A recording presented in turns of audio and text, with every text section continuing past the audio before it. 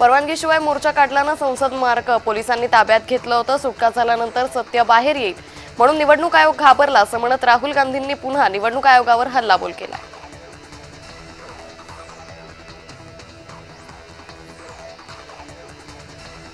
राहुल गांधींनी निवडणूक आयोगावर केलेल्या आरोपांनंतर राहुल गांधींना महाराष्ट्र निवडणूक आयोगानं नोटीस बजावली। शपथपत्रासह 10 दिवसांच्या आत पुरावे सादर करा असं बजावत मतचोरीच्या आरोपांवर पुरावे मागितले।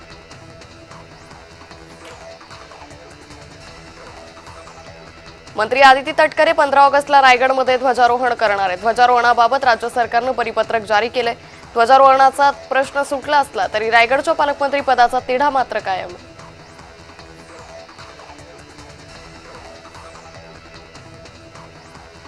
लातूर जिल्हा परिषदेच्या मुख्य इमारतीच्या प्रांगणात लोकनेते स्वर्गीय गोपीनाथराव मुंडे यांच्या पूर्णाकृती पुतळ्याचं अनावरण राज्याचे मुख्यमंत्री फडणवीसांच्या हस्ते करण्यात आलं। यावेळी मंत्री पंकजा मुंडे उपस्थित होत्या।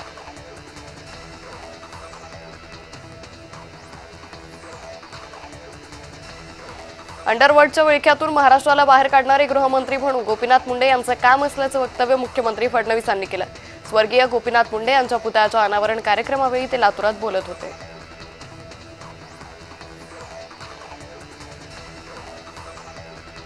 लातूरमधील कार्यक्रमावेळी गोपीनाथ मुंडे यांच्या आठवणीत पंकजा मुंडे भावुक झाल्या। वडिलांनी दिलेल्या शिकवणीवर वाटचाल करून लोकांच्या डोळ्यात गोपीनाथ मुंडेंसारखं प्रेम कमवू असं वक्तव्य त्यांनी केलं।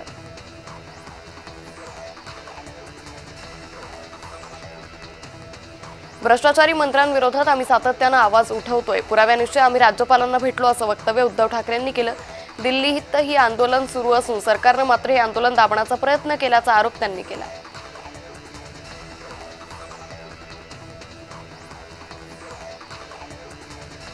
भ्रष्टाचाराविरुद्ध शिवसेना रस्त्यावर उतरली असून उद्धव ठाकरेंनी भाजपवर टीका केली आहे। मुख्यमंत्र्यांनी जाहीर करावं त्यांना भ्रष्टाचार पटतोय का असा सवाल करत देवेंद्र फडणवीसांना सांगता येत नाही आणि सहनही होत नाही अशी टीका त्यांनी केली आहे।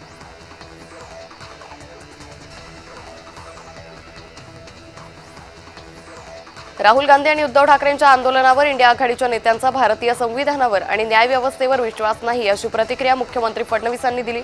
इंडिया आघाडीचे लोक पळकुटे आहेत अशी टीकाही त्यांनी केली।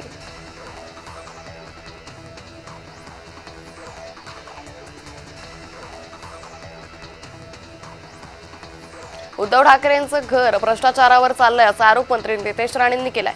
भ्रष्टाचारांनी दुसऱ्यांबद्दल बोलू नये अशा शब्दात त्यांनी ठाकरेंवर निशाणा साधला।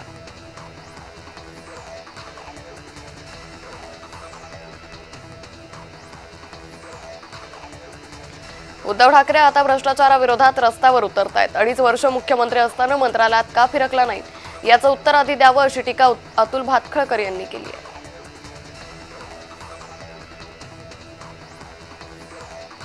निवडणूक आयोगाच्या विरोधात पवार गट आक्रमक झालाय। ठाण्यातील पक्ष कार्यालयाबाहेर आमदार जितेंद्र आव्हाडांसोबत कार्यकर्त्यांनी निदर्शनं केली। यावेळी कार्यकर्त्यांनी निवडणूक आयोगाचे पोस्टर जाळले।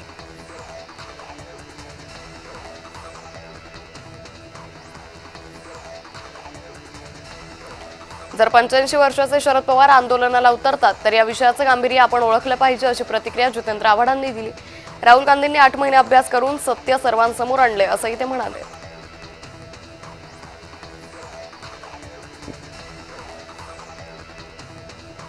महायुतीतील वादग्रस्त मंत्र्यांच्या विरोधात ठाकरे गटाच्या वतीनं नागपूरमधील हिंगणा परिसरात आंदोलन करण्यात आलं। यावेळी नागपूर अमरावती महामार्गावर काही काळ रास्ता रोको करण्यात आला। या आंदोलनाला ठाकरे गट आणि युवा सेनेचे कार्यकर्ते मोठ्या संख्येने उपस्थित होते।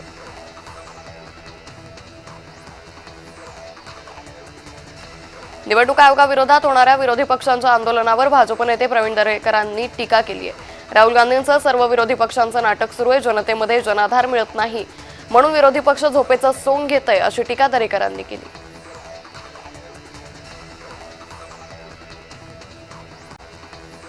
महायुती सरकारमधील मंत्र्यांविरोधात ठाकरे गटातर्फे महाराष्ट्र जन आक्रोश आंदोलन करण्यात आलं।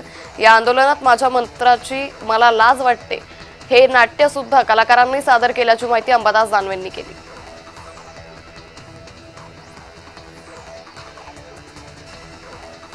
रत्नागिरीत महायुती सरकार विरोधातील आंदोलनात ठाकरे गटाकडून चक्क महाविकास आघाडी विरोधात घोषणाबाजी करण्यात आली। ठाकरे गटाच्या पदाधिकाऱ्यांना महाविकास आघाडीत असल्याचा विसर पडला की काय असा सवाल उपस्थित होतोय।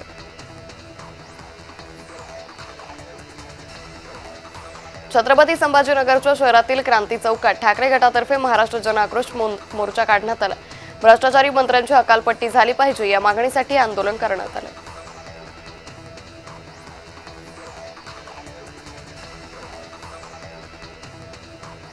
ठाकरे गटाच्या मोर्चावर उदय सामंतांनी टीका केली। आम्ही सामाजिक काम करतो तर हे निषेध करतात असे सामंत म्हणालेत। याशिवाय दिल्लीतील इंडिया आघाडीच्या मोर्चाचेही सामंतांनी खिल्ली उडवली।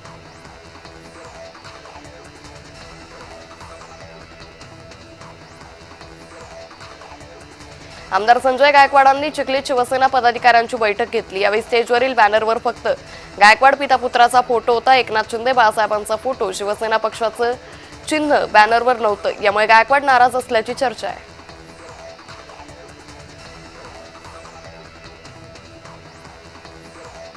पाटण तालुक्यातील बनपुरी ग्रामपंचायत सदस्य आणि पदाधिकाऱ्यांनी भारतीय जनता पक्षात प्रवेश केला होता। मात्र अवघ्या 24 तासात अपक्ष प्रवेश जबरदस्तीने भाजप नेत्यांनी घडवून आणल्याचा आरोप होतोय। पदाधिकाऱ्यांनी पुन्हा शिवसेनेत प्रवेश केला। या प्रवेशामुळे साताऱ्यात महायुतीतच कुरघोड्याचं राजकारण सुरू असून आलबेल नसल्याचं दिसून आलंय।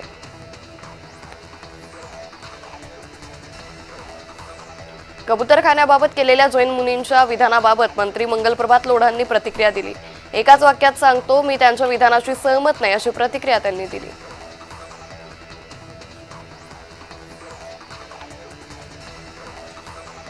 कबूतरखान्यावरील बंदीच्या विरोधात जैन समाजानं घेतलेल्या भूमिकेविरोधात किशोरी पेडणेकरांनी वक्तव्य केले। कबूतर पक्ष तुम्ही रामावर करून घेतलं का असा सवाल त्यांनी उपस्थित केलाय।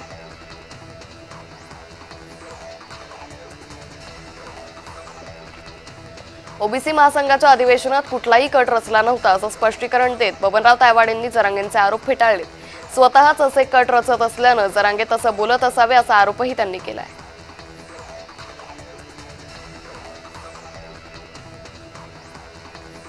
नाशिकमध्ये झालेल्या शिवसेनेच्या उत्तर महाराष्ट्र विभागीय बैठकीत गोंधळ पाहायला मिळाला।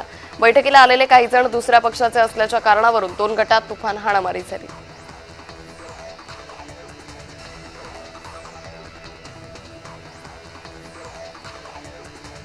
बैठकीतील राड्यावर मंत्री उदय सामंतांनी प्रतिक्रिया दिली। ज्या व्यक्तीच्या समर्थकांनी हे केलं त्याची दखल घेतली असून पक्षात त्यांची गय केली जाणार नाही याचा आढावा एकनाथ शिंदेंना देऊ असंही सामंत म्हणाले।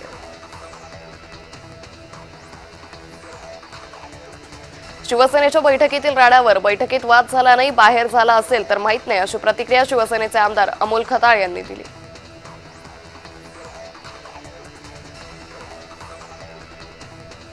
पारनेर तालुका सहकारी दूध संघाच्या निवडणुकीत डॉक्टर सुजय विखे पाटील समर्थकांना मोठा विजय मिळाला। गेल्या 4 वर्षांपासून खासदार निलेश लंके समर्थकांच्या ताब्यात असलेला दूध संघ आता पुन्हा विखे पाटील गटाच्या ताब्यात गेलाय।